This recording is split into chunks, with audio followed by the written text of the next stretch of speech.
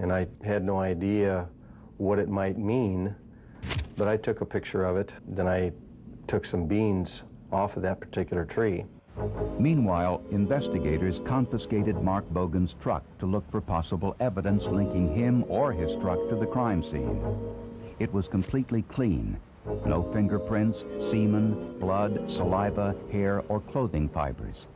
No evidence at all that Denise Johnson was even in the truck. But when investigators and police photographers looked in the back of the truck, they made an interesting discovery. They found 2 bean pods from a Palo Verde tree. Was it possible that Bogan's truck brushed against the Palo Verde tree at the crime scene, causing 2 bean pods to drop into the back of the truck? The problem was, Palo Verde trees are very common in Arizona. There are tens of thousands of them in the Phoenix area alone. But Charlie Norton's boss had an idea: to see if DNA testing could match the bean pods from Bogan's truck to the tree with the abrasion at the crime scene. I suggested to Charlie at the time, I said, you know, it'd be a real good idea if we could find someone, somewhere in the United States, that is involved in DNA testing of plant life. You know, I said, what the hell have we got to lose? You know, where are we going to go from here? And when he mentioned DNA on the bean pods, of course, I thought he was silly. No, it's very serious. My own opinion of that particular situation was we didn't have a damn thing to lose. We had nowhere else that we could go. It was the last piece of physical evidence that we could possibly use to connect Mr. Bogan to this crime scene.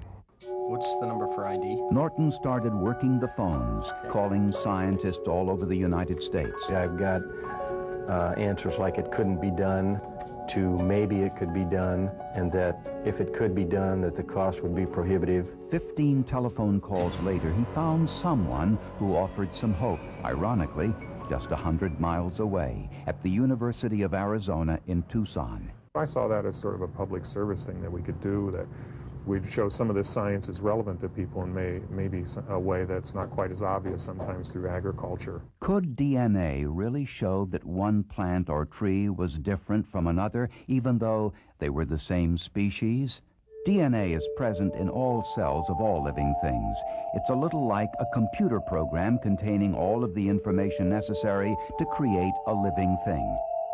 All humans have different DNA profiles except for identical twins. In the early 1980s, Dr. Alec Jeffreys, a British scientist, discovered a test that made it possible to identify an individual's DNA profile. Jeffreys' breakthrough technique was first used in a criminal case in 1986. But plant DNA had never been used in a criminal case, and scientists weren't even sure they could figure out a way to extract DNA from the